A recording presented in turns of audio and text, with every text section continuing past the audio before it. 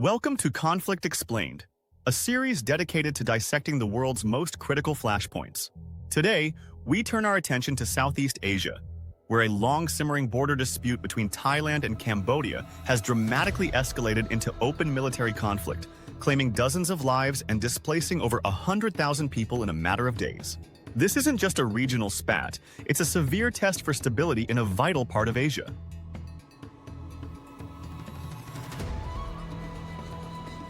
What began as heightened tensions in May rapidly boiled over into full-scale conflict on July 24, 2025.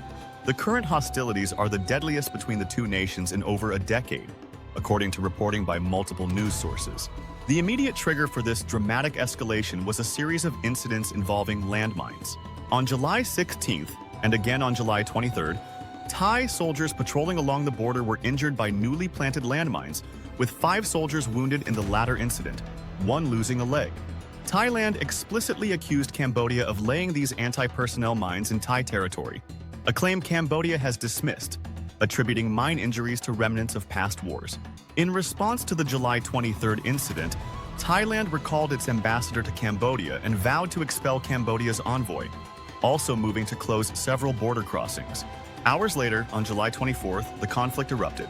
Thai authorities reported that Cambodian forces opened fire on a Thai military base near the contested Prasat Ta Muan Tham temple, also firing BM-21 rockets into civilian areas in Surin's Kap Chuen district, hitting a gas station and a hospital, causing multiple civilian casualties.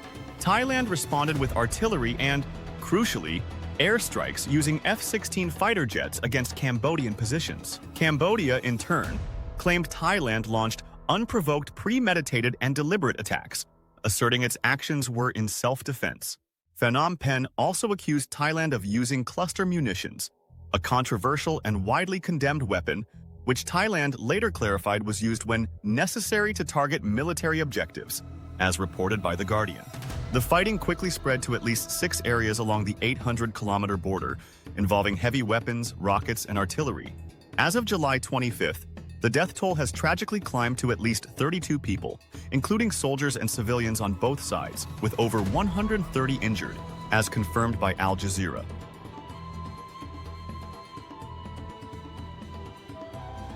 This sudden eruption of violence stems from a decades-long, deeply entrenched border dispute rooted in historical ambiguities and nationalist sentiments. The core of the conflict lies in the ill-defined border drawn during Cambodia's colonial era by the French, under the Franco-Siamese Treaty of 1907.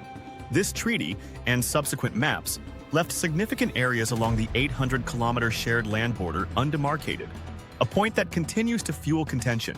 A central point of contention is the ancient Hindu temple of Preah Vihear, a UNESCO World Heritage Site perched on the Dongrek Mountains. In 1962, the International Court of Justice, ICJ, awarded the temple itself to Cambodia. However, the surrounding land and various other temple complexes like Prasat Ta Muan Tham and Ta Krabe remain contested. Nationalist sentiments in both countries have consistently fueled tensions, with politicians on both sides often using the issue to rally domestic support, as noted by the Bangkok Post. Previous clashes, including serious fighting in 2008 and 2011, have erupted over these disputed areas. While periods of relative calm have followed, the underlying territorial claims have never been definitively resolved through bilateral talks, which Thailand has consistently preferred over ICJ adjudication, according to a report by the UN Office for the Coordination of Humanitarian Affairs, OCHA, from a previous crisis.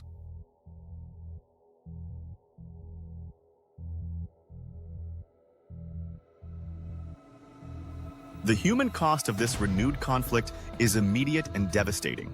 The large-scale military engagement has triggered a massive humanitarian crisis, forcing tens of thousands to flee their homes. As of July 25th, Thai authorities reported over 100,000 civilians evacuated from more than 80 villages in 4 border provinces, including Surin and Sisaket. In Cambodia, approximately 30,000 people have fled their homes in provinces like Adar Mianche and Preah Vihear, often seeking shelter in makeshift camps and evacuation centers, trying to escape the artillery fire and airstrikes.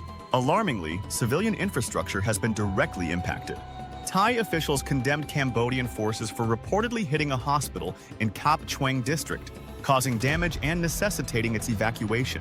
Human Rights Watch also confirmed that fighting involving explosive weapons has killed and injured civilians since July 24th, highlighting concerns that both sides appear to be showing insufficient attention to international humanitarian law in their conduct of hostilities.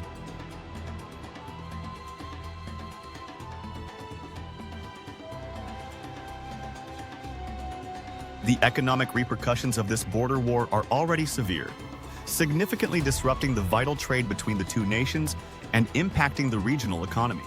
Thailand has announced the closure of all land border crossings with Cambodia, a critical measure that has immediately halted bilateral trade valued at over 174 billion baht, approximately 5 billion USA in 2024. This disruption impacts major customs checkpoints, including Aranya Prathet in Thailand's Sa Kaeo province. Cambodia's Prime Minister Hun Manet had earlier, in June, announced a halt to all fuel and gas imports from Thailand and a ban on Thai fruits, vegetables, electricity, and even cultural content like Thai dramas, as reported by Nation Thailand. Thai businesses with operations in Cambodia are scrambling to revise their plans, with some canceling events and others tripling stock reserves to manage supply chain disruptions. While major Thai tourist destinations like Bangkok and Phuket are far from the conflict zone, analysts from the Observer Research Foundation, India, suggest Cambodia's tourism sector, a significant contributor to its GDP, will suffer a much greater blow due to its fewer dispersed points of interest. The conflict is directly undermining economic stability and cooperation within Southeast Asia.